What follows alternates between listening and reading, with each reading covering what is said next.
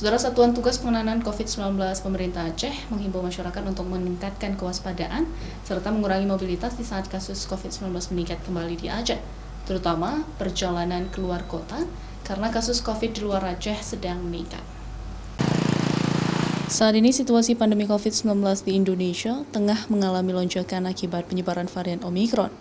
Meluasnya varian COVID jenis baru ini perlu diwaspadai oleh masyarakat.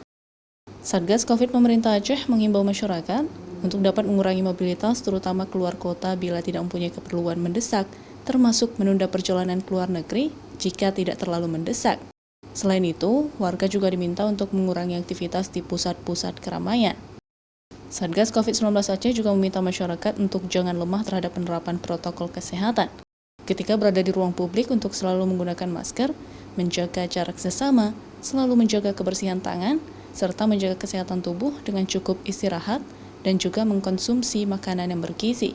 Mengurangi mobilitas keluar daerah karena sekarang ini tren kasus-kasus yang meningkat juga sangat tinggi, terutama di Pulau Jawa. Nah, trennya sangat tinggi.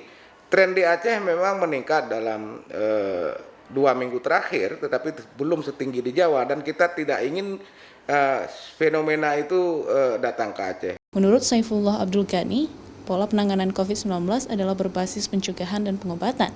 Mencegah agar tidak terpapar COVID-19, namun apabila terinfeksi maka lakukan pengobatan, baik dengan melakukan isolasi mandiri maupun mendapatkan perawatan di rumah sakit.